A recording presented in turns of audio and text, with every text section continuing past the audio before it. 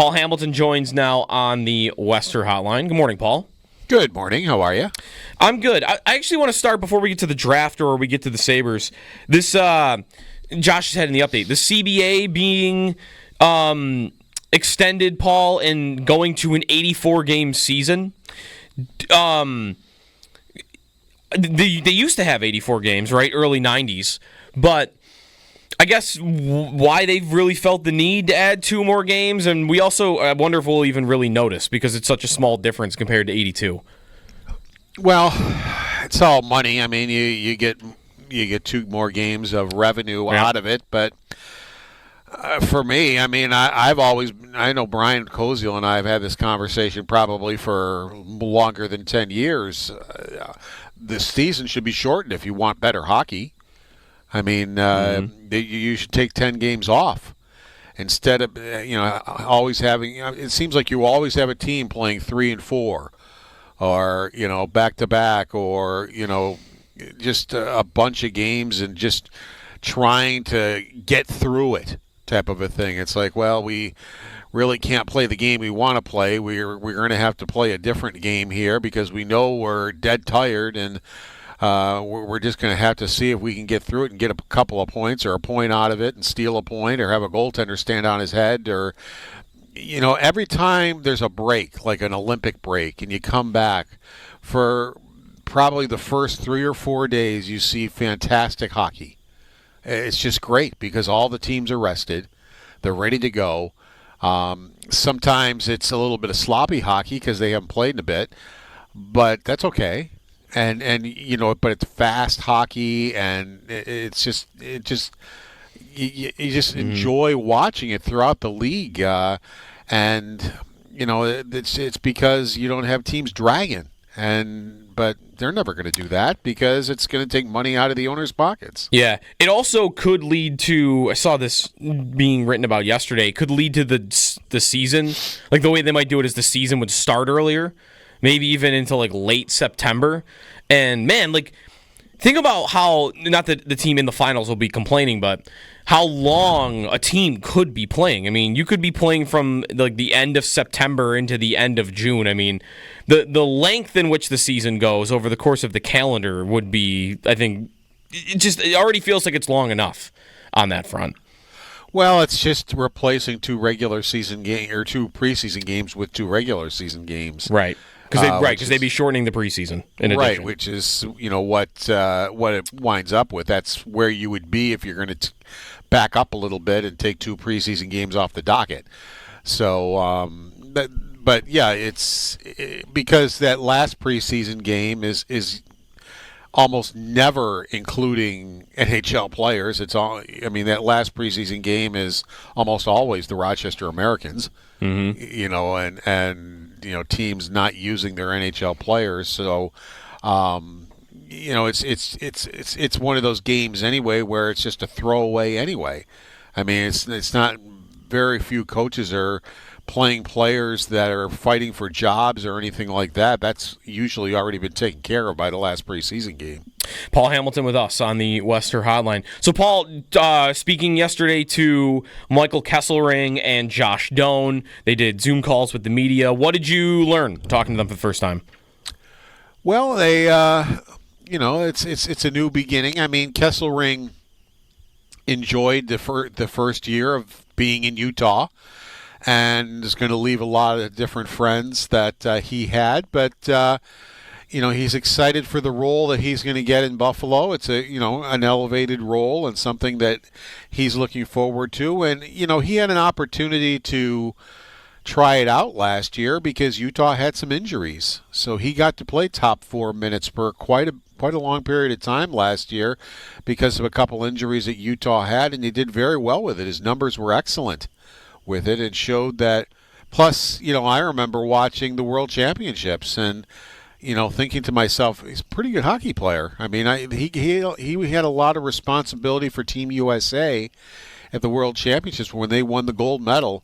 And I remember thinking, here's a guy that stuck out, and I think that's part of the problem here as far as, many folks thinking, well, you didn't get enough for this. And I think a lot of it is, who's Michael Kesselring? is what people are saying, or they don't know really what the Sabres got out of it. And so I understand that thought. Or even Josh Doan, they may have heard of Josh Doan because of his father, but they may not know what type of player he is and what he brings to the table. So I think that's part of it, where people are saying the Sabres didn't do well in the return just because they got a couple of players where people are like, well, who's that? Right, and it is betting on them to be able to continue what they've done, playing in elevated roles for a whole season, right, Paul? Because if you look at, for the whole season, I think Kesselring was 6th on their defense in average ice time, and then Doan was 11th amongst their forwards. You make the right point about Kesselring, though. I was looking at this yesterday. I think it was the first 50 games he played more than 20 minutes a night, 20 times, and he didn't do it from there on because they were healthy at the end, and he had good numbers at the start of the year. So, and here, you wouldn't believe at all, right, Paul, that he's not going to play at least 19 minutes a night, if not 20, for this team? Oh, absolutely. I would be surprised if he doesn't start with Owen Power, and he had a heck of a game against the Buffalo Sabres last year. He had the Gordie Howe hat trick in one period. He fought Beck Mallenstein early in the period, scored a goal. He has a bullet shot. His shot is, he and Thompson went back and forth with the hardest shot last year. And then he undressed J.J. Peterka. It's kind of weird that it was, and had a fantastic assist to Schmaltz right at the end of the period. So he had a goal, an assist, and a fight in one period against Buffalo. And the year before that, he scored his first NHL goal here in Buffalo against his former teammate at Northeastern, Devin Levi. So he's had some good success in this building. What about Doan? He's the second piece of that trade for most, looking at how much they should be valued. He was a fourth liner a lot last year, sometimes third line. He actually got even on the power play. He had 3 power play goals last year. Do you see him as, this is a bottom 6 guy for a long time that's a tough dude and is going to defend well, or do you think there could be more there? He's only played 62 NHL games, but last year in the AHL, he's almost a point per game player. He was a second round pick. So do you see him as maybe having more in there than what we've seen offensively? Well, he's got a heck of a shot. I was listening to the beginning of Ray Ferraro and Darren Dreger's podcast, and that trade was the first thing they talked about. And, Ferraro saw Doan quite a bit last year in the games that he did, and talked about how, he goes, it's a young player, and he said you could see the growth in him, and he said you could see him, he goes, what many rookies do. They're just trying to find their way through the NHL. And it's their first year in the NHL, and they're just trying to find their way. And he goes, he saw that in Doan, and he thinks there's a good upside to him where, you may see some better point production out of him than you saw in his rookie year with that shot. He said, here's a guy that, as he was getting more used to it, was very good on the forecheck, would get in there and, start causing havoc and just being a problem for other teams to be able to handle. But he saw an upside that could be there too. Now, I don't know if you're talking an upside. I don't think you're talking an upside like a first-line winger or a top. I should rather say top-line winger. But certainly a guy that could, as he put it, could be a good NHL player for years to come. Just looking at the roster right now, part of the reason I asked that is they have a lot of guys at forward right now. If you were to look at just the list of their forwards and who kind of gets thought of as a bottom 6 guy, McLeod, Greenway, Zucker, add Doan into the mix, Krebs, Mallenstein, Lafferty is still under contract. We've talked about Zach Benson and how that probably is where he should be to start next year until he proves it. Maybe you think Quinn is that. Paul, they're either going to move another name or two out, or maybe I'm putting somebody into this lineup that shouldn't be, or they are seeing Benson or Zucker or Quinn maybe as somebody that they think will play in an elevated role this season. Yeah, once I took Peterka out of the lineup, quite honestly, Quinn was the guy I wound up throwing into the top 6. Now, that's without making a trade or, I mean, I would doubt that the forward group as we see it right now is what it's going to be. I still like the line of McLeod, Zucker, and Greenway together. I think that's a very solid line that you can get out of there. And I had Krebs with Malenstein and Doan. Right now, I probably wouldn't have Lafferty in the lineup. If he winds up in Rochester, that's whatever. I don't think it's the end of the world. So Lafferty right now would be the extra guy. And Benson would still be up there. I mean, in my mind, they have an opening for 2 top 6 forwards. Are they going to be able to accomplish that? Well, only time will tell. But, then if that happens, maybe Quinn's not in your lineup. Maybe he's sitting out in the beginning and is going to have to earn his way back into the lineup, with the way he played last year. Do you feel like, too, whoever they add at forward, there will be a mind paid to that player's ability on the power play? Because they've really struggled on that unit for 2 years. And Peterka, listen, for all the goals he scored, a lot of them were not on the power play. Like, if you look at the list of guys that have scored as many even strength goals as he has, he's got, like, the fewest of that list on the man advantage. So, not to say, like, that would be the sole reason they would add for that, but it has been 2 years since they have really been an efficient unit, and I wonder if whoever they add there, that's something that'll be in the back of their minds. Well, if you're adding a guy that is a top 6 forward and maybe a veteran, you're probably you would assume exactly. Yeah. You would assume that he's a power play guy. So I think that's where your power play. Plus Norris, starts healthy. He really hasn't been on the Sabre power play except for a game. And then I think that was it. So that's a new person on the power play.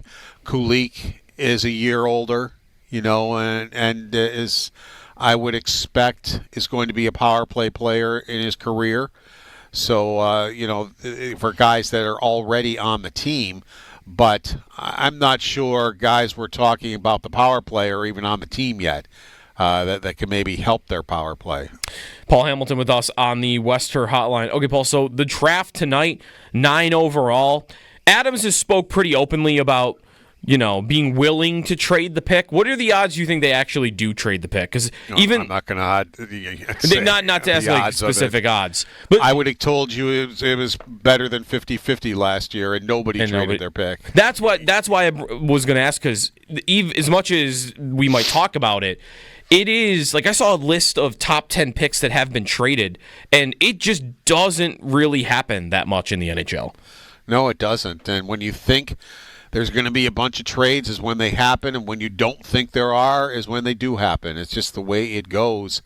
It's impossible to know what would let everything start happening or why it doesn't happen. It's just I think general managers, they just get a little squirrely. It's like, oh, I don't want to trade the pick and then have it come back to haunt me or things like that. So they wind up making the pick. I mean, if you look at what Buffalo might be able to get out of that pick, I mean, certainly they're not going to get the best defenseman unless they move up, which isn't done that often either, and Matthew Schaefer, but who probably goes first overall. But, I mean, they could get possibly the second defenseman overall. I mean, there's a bunch of guys, we've talked about Mertka, Atchison, there's Jackson Smith, who is also in there, played at Tri-City last year. Some defensemen that they, definitely could use. So all or none of those three could be there, at 9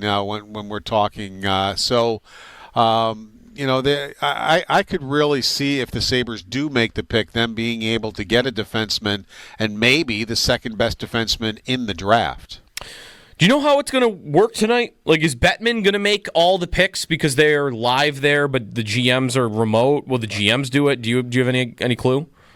They probably do it the same way they did. They always do, where Bettman announces it. Well, brings the team in to say who they want as their pick. Mm-hmm. I mean, now the NFL, the commissioner announces it, but in the NHL, they always brought the teams up on stage and the teams I mean, Celine Dion announced the Montreal Canadiens pick last year because it was in Vegas, which was kind of cool.